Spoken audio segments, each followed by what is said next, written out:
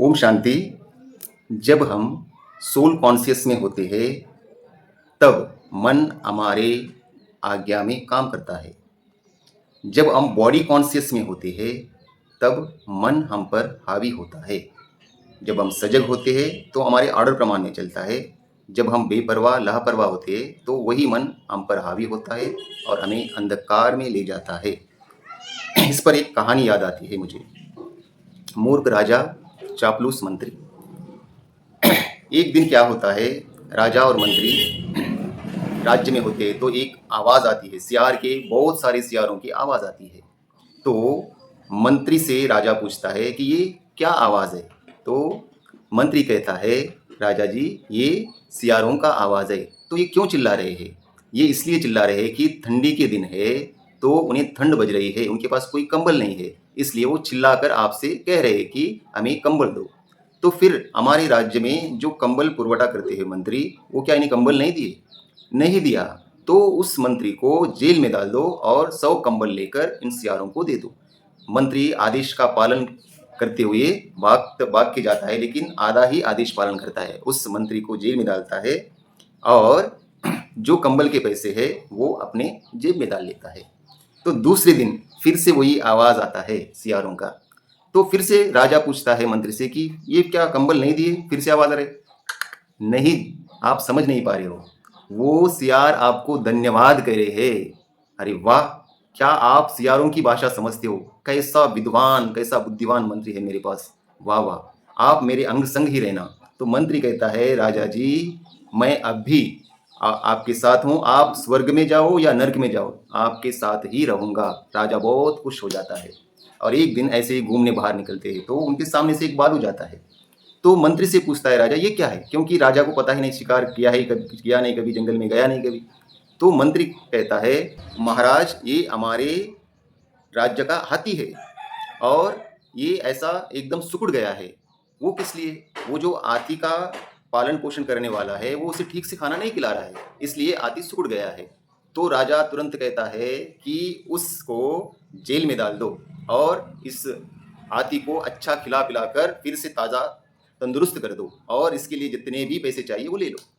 तो मंत्री भागता हुआ जाता है, उसे जेल में डालता है, जो पैसे आते हैं वो जेब में डाल लेता है।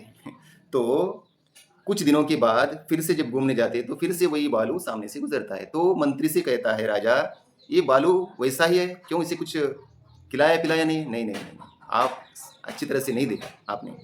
ये बालू नहीं है, ये तो अपने रसोई में का चूहा है। हाँ, ये चूहा खा खा कर बालू जैसा बन गया है। आपको जो खाना खिलाना चाहिए था, आपके जो काजू बादाम पिस्ता है, ये सब चूहा खा ले रहा है और चूहा बालू के जैसा बन गया है और आपकी तबीयत देखो कैसी बन गई है।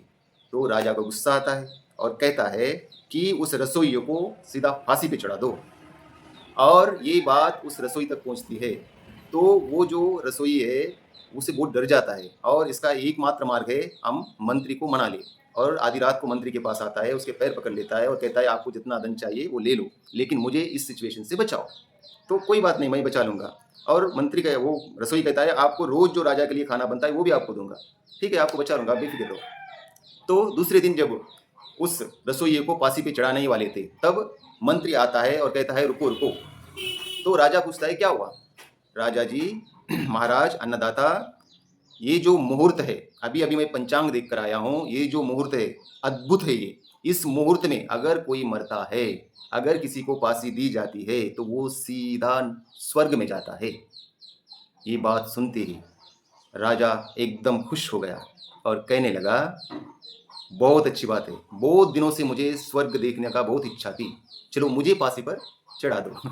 तो वो राजा कहता है उस जल्लाद से कि मुझे फांसी पर चढ़ा दो, मुझे स्वर्ग जाना है। और जब जैसे ही फांसी के फंदे के पास जाता है तो उसे याद आता है और मंत्री की तरफ देखता है। तो मंत्री से कहता है आप चलो।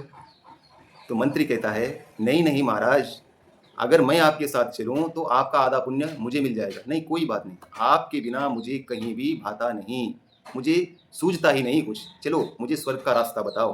कहकर जल्लाद से कहा पहले मंत्री को फांसी पर चढ़ा दो, बाद में मुझे चढ़ा दो। तो उसी प्रकार उस मंत्री को फांसी पर चढ़ा दिया जाता है पहले, बाद में राजा को फांसी पर चढ़ा दिया जाता है। इस दृष्टांत से हमें समझना होगा कि ये कहानी हमारी है। हमारा मन हमें धोखा दे रहा है। अगर हम बॉडी कॉन्शियस में है, बेपरवाह है, तो मन हमें हमारी चापलूसी कर कर हमें धोखा दे रहा है और हमें अंधकार में ले जा रहा है। लेकिन हम सोल कॉन्शियस में होकर हम एकदम सजग रहकर हर कार्य करें और अपने अधिकारों को जाने, अपने आप को आत्मा समझकर मन को अपने ऑर्डर प्रमाण चलाए, तो हम एकदम प्रकाश की ओर जाएंगे और हमारे जीवन में खुशियां ही खुशियां आएंगी। ओम शांति।